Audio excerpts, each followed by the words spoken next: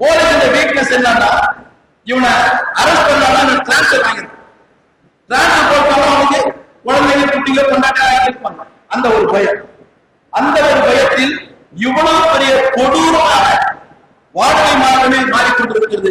இதை பார்த்தும் பார்க்காமல் இருக்கின்ற ஒரு செயலற்ற முதலமைச்சராக திரு ஸ்டாலின் இருக்கிறார். அவரை நாம் இந்த ஆட்சியில் அகற்ற வேண்டும். இது சமூக மாற்றம். சமூகத்தில் இருக்கின்ற அந்த சமூக சீரழிவுக்கு அதை தடுப்பதற்காக இந்த ஆட்சியை நாம் வெளியேற்ற வேண்டும். 2. மூன்றாவது ஊழல். எதிரும் ஊழல், எங்கும் ஊழல். ஒரு சாதாரண ஒரு வீடியோவுக்கு ஒரு சர்டிபிகேட் வாங்க வேண்டும் அல்லது ஒரு தாழ்வாக செல்ல வேண்டும் என்று சொன்னா அங்கேயும் காசு. அவன் என்ன சொல்றான், அதிகாரிகள் என்ன சொல்றாங்க, நாங்க மேல போறியா இப்படி வராங்க.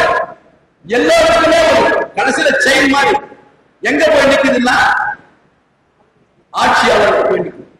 ஆட்சியாளர் இதான் அந்த துறையுடைய அமைச்சர் பழனிவேல் சொன்னார். வந்து ஒரே வருஷம் ஆட்சி, திமுக ஆட்சி வந்து ஒரே வருஷம் ஆட்சி. அவர் என்ன சொன்னாங்கன்னா 30,000 கோடி, 1 கோடி 2 கோடி இல்லை, 30,000 கோடி மருமகனும் மச்சானும் கொள்ளடிச்சிட்டாங்க. மருமகன் யாரு? சபரீஷன், ஸ்டாலினுடைய மருமகன். மச்சான் யாரு? ஸ்டாலினுடைய மகன் உதயநிதி ஸ்டாலின். இவங்க 2 பேரும் ஒரே வருஷத்துல 30,000 கோடி கொள்ளடிச்சிருக்காங்க. அந்த மந்திரியை சொல்றாங்கன்னா எந்த அளவுக்கு அவருக்கு வருமானம் வந்து. அதே மாதிரிதான் இன்டர்நேஷனல் லெவல்ல இந்த மது விற்கிறவன், இந்த போதை பொருள் விற்கிறவன் ஜாபர் சாதர், அவன் யாரா? அயல பிரிவினுடைய மாநில செயலாளர். அவன் எங்க இங்க விற்கிறது? இந்தியா கற்றுக்கல. பாருங்க இந்த கட்சி எந்த அளவுக்கு உலகமாக மூடி இருக்கு பாருங்க. இங்க கண்டுபிடிக்கல, ஆஸ்திரேலியாவில் கண்டுபிடிக்கலாம். அங்க இருக்கிற துறை சார்ந்தவர்கள் கண்டுபிடிக்கிறாங்க. இந்த போதை பொருள் இந்தியாவில் இருக்கு.